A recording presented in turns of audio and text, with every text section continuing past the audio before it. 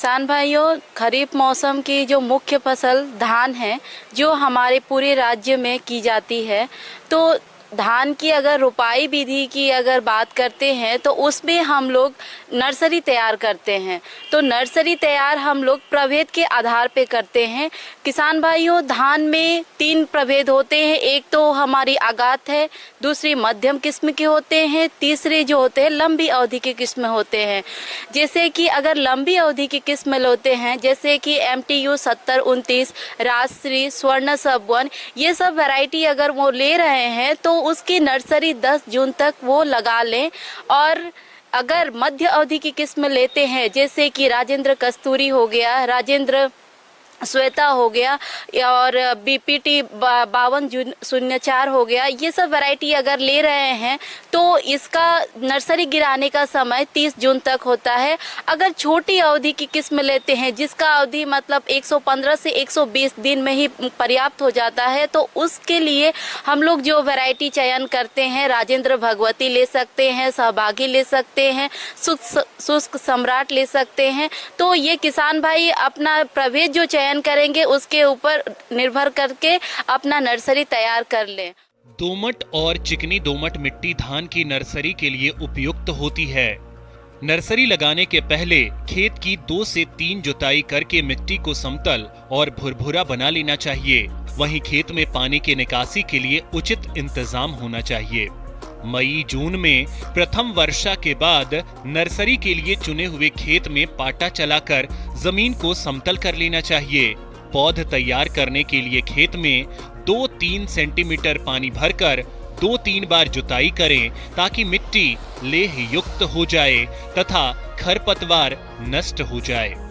आखिरी जुताई के बाद पाटा लगाकर खेत को समतल करें, ताकि खेत में अच्छी तरह लेह बन जाए, जो कि पौध की रोपाई के लिए उखाड़ने में मदद मिले और जड़ों का नुकसान कम हो। पौधे के अच्छे विकास के लिए धान नर्सरी में प्रति 100 वर्ग मीटर में 2 से 3 kilogram urea, 3 kilogram super phosphate और 1 किलोग्राम पोटाश का प्रयोग करना चाहिए। कुछ दिनों बाद यदि पौधों में पीलापन दिखाई दे तो 1 किलोग्राम जिंक सल्फेट तथा आधा किलोग्राम चूना लेकर 50 लीटर पानी में घोल बनाकर छिड़काव करना चाहिए। और किसान भाइयों, नर्सरी तैयार करने का जो तरीका होता है, 2 तरीके से किसान भाई नर्सरी तैयार कर सकते हैं। अगर उनके पास सिंचाई की व्यवस्था अगर अच्छे से नहीं है तो वो शुष्क विधि को अपना सकते हैं। शुष्क विधि में क्या किया जाता है कि धान का जो बीज है उसको हम लोग पानी में 24 घंटे फुला देते हैं। फुलाने के बाद उसको छान करके छाये में सुखा के उसका अधिक नमी को हम लोग हटा देते हैं। उसके बाद हम लोग जो नर्सरी तैयार करते हैं, 2 से 3 खेत की जुताई करते हैं। उसके बाद उसमें क्यारी बना देते हैं। क्यारी की जो चौड़ाई होती है 1 से 1.5 मीटर और ऊंचाई जो 4 से 5 सेंटीमीटर की होती है, और लंबाई उनके सुविधा अनुसार वो बना सकते हैं। तो उसमें हम लोग उस बीज की बिजाई करते हैं, और बिजाई करते समय हम लोगों को ये ध्यान देना है कि हम बीज को उपचारित कर ले। जो फफूंदनाशी दवा है, जो कार्बेंडाजिम 2 ग्राम प्रति किलो बीज के हिसाब से बीज को उपचारित उस समय करके और नर्सरी में बिजाई करें। बुआई के पहले खोखले व खारब बीजों को निकालने के लिए बीजों को 2% नमक के घोल में डालकर अच्छी तरह से हिलाएं, जिससे खोखले और खराब बीज ऊपर तैरने लगेंगे। इसके बाद बीजों को छानकर अलग कर लें। बीज को 24 घंटे पानी में भिगोकर 36 से 48 घंटे तक ढेर बनाकर रखना चाहिए, जिससे बीजों में अंकुरण प्रारंभ हो जाए।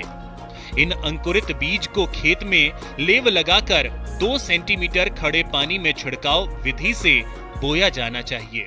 अगर जिंक की कमी पाई जा रही है उस खेत में, तो जिंक के लिए 5 ग्राम प्रति लीटर जिंक सल्फेट का उन लोग छिड़काव कर सकते हैं, जिससे कि वो जो पोषक तत्व नर्सरी में जो कमी आती है उसका हम लोग भरपूर उसका यूज करके हम लोग प्रबंधन कर सकते हैं।